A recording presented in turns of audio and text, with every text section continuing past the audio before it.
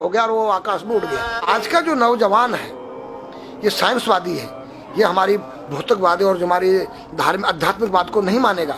इसको तुम साइंस के द्वारा अध्यात्म को मनवाएगा तो मानेगा। जैसे मैं सूर्य को जल दे करके मैं हर बीमारी का इलाज कर देता हूँ। बताओ कैसे? कैसे बाबा? सूर्य उदय हो रहा है, ये जैसे सूर्य मान लो इसको जी, और मैं यहाँ खड़ा हूँ तो हम दोनों एक ही डिग्री पर हैं जी, सीधा। इसकी जो किरण आ रही है वो सीधी आएगी। जी, मैंने स्नान किया, जी, मेरा बदन गीला है, जी, और मैंने तांबे के लोटे में जल भरा तो तांबा कॉपर है, कॉपर में जब जल भर दिया तो कॉपर वाटर हो गया, राइट। और मैं अपने सिर के ऊपर से गिराया जी, और सूर्य का प्रकाश उसमें विटामिन डी रेडियम को लेकर टकराया जी, तो क्या बनेगा? रेनबो बनेगा, इंद्रधनुष बनेगा, 7 कलर बनेंगे। जो हमारे शास्त्र कहते सूर्य के 7 घोड़े हैं।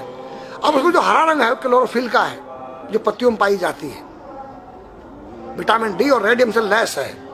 वो मेरे मस्तक पे, मेरी आंख पे, मेरे कंठ पे, मेरे हृदय पे, मेरे फेफड़े पे, मेरे लीवर पे, मेरे पित्त पे, मेरे आमाशय पे, मेरे गुर्दों पे जब वो गिरेगा क्या करेगा? ऐसे 6 रंग कलर और बचे हैं, बैंगनी है, ऑरेंज है, नीला है। तो ये क्या करेंगे? किस चीज के प्रतीक है? जब हरा रंग क्लोरोफिल का है और डॉक्टर कहता हरी पत्तियां खाओ, सब्जियां खाओ, उसमें आपको आयरन मिलेगा। तो अब वो जो विटामिन डी से जो हरा रंग पैदा हुआ है सूर्य की किरण से कॉपर वाटर में, वो क्या करेगा? कोई वैज्ञानिक बताए तो सही मुझे। एक अमेरिका का चेला है, एक रूस का है, वो मेरे भक्त बने हुए हैं। हरिद्वार में क्या वो कोई जल दे रहा होगा सूर्य को, वो भी अपने ऐसे से फेंक रहा है, मैं बैठा देख रहा हूँ ये क्या कर रहा है। मैंने उसको बुलाया तो मैंने यही फार्मूला उसको समझाया। वो मेरा शिष्य बनेगा, बोला ओ ये तो साइंस। मस्तिष्क पर तिलक क्यों लगाते हो इस जगह पर? पहले लगता है पीला, फिर लगता है लाल, फिर लगता है सफेद। 3 कलर क्यों लगते हैं? काला क्यों नहीं लगता? चौराहे पे 3 बत्तियां हैं जी, देखा होगा जी। लाल क्यों है? फॉर डेंजर, स्टॉप, खतरा है, या डेंजर, खड़े हो जाओ, खतरा है जी। पीला देखो, चलना नहीं है, हाँ, देखो, रेडी रहो, देखो। और सफेद चल, सफेद, सफेद तो उसमें, हाँ, चावल लगा रखे ना मैंने सफेद, हाँ, हाँ, वहाँ हरा है, वहाँ हरा है, रेडी टू गो, गो, हरा गो है। सफेद अगर युद्ध हो रहा है, गोलियां चल रही, सफेद झंडा लहरा दिया जाए, पीस, शांति का प्रतीक है। चावल ठंडा होता है और हमारी यहाँ पर सुषुम्ना नाम की नाड़ी है जी। लाल कलर है कि तुम इस योग सहयोग में आके तुम बैठ सकते हो कि नहीं?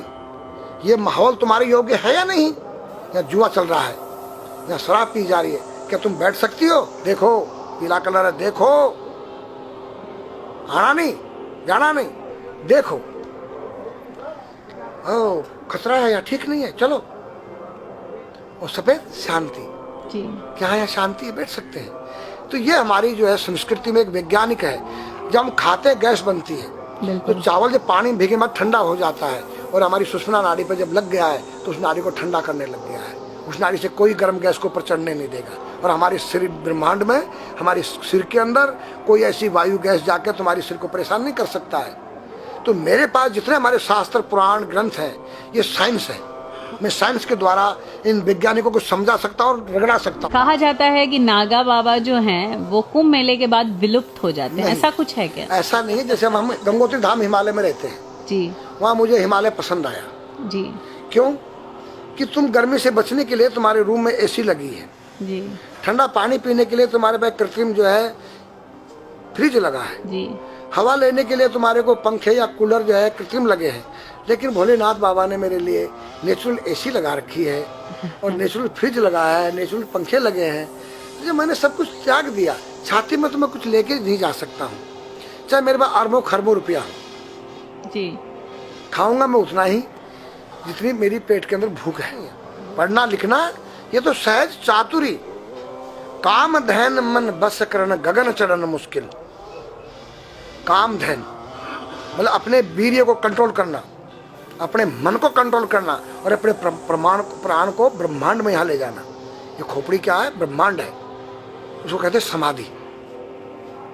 सारे शरीर के प्राणों इकट्ठा करके इस ब्रह्मांड में मस्तिष्क में ले जाके बैठ जाना, जिसको ब्रह्मरंध्र कहते हैं, उस गुफा के अंदर। ये 3 वस्तु मुश्किल है, बाकी सब आसान है। अपरिग्रह मतलब उतना रखो जितना तुम्हें आवश्यकता है, अधिक मत रखो।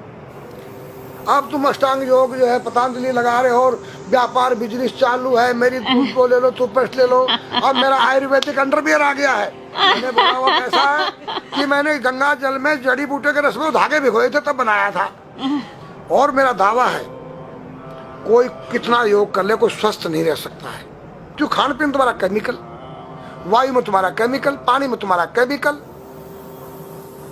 अब जो तुम आरओ का पानी नहीं पी रहे हो उसके पानी के गुण ही नष्ट हो गए सब। उत्तर को सिर करके सोना क्यों मना किया है साइंस ने? हमारे शास्त्र मना करते हैं। हम उत्तर को सिर करके सोएंगे, दक्षिण को पैर करके। हम जब उठेंगे तो हमारी दृष्टि कहाँ? दक्षिण की तरफ जाती है। दक्षिण में यम का वास होता है। और जब दक्षिण को सिर करके सोएंगे तो हमारा मुंह उत्तर को जाएगा। उत्तर हिमालय है, भगवान शिव का कैलाश है। साइंस कहता है कि पृथ्वी के उत्तर ध्रुव दक्षिण ध्रुव है। पृथ्वी कैसी है पता है? तेरा सिर, सेम तेरा चेहरा 23.5 डिग्री के अंश पर है। ये थोड़ी सी चुटिया नाप लेना अपनी प्रकार लेकर के। तुम भी नाप लेना, तुम भी नाप लेना, मैं भी नाप लूँ चाहे। ये थोड़ी सी चुटिया 90 पर नहीं है, ऐसे तिरछी झुकी हुई है। ये चुटिया ये थोड़ी है,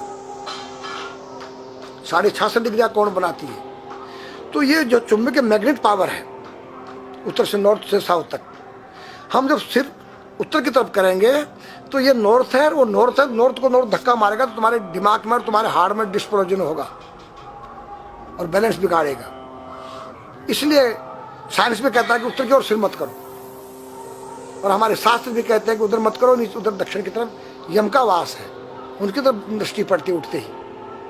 मतलब एक कहने का फर्क है, एक चीज एक ही है। आज हमारे पास योग की विद्या थी, वो गायब हो चुकी है।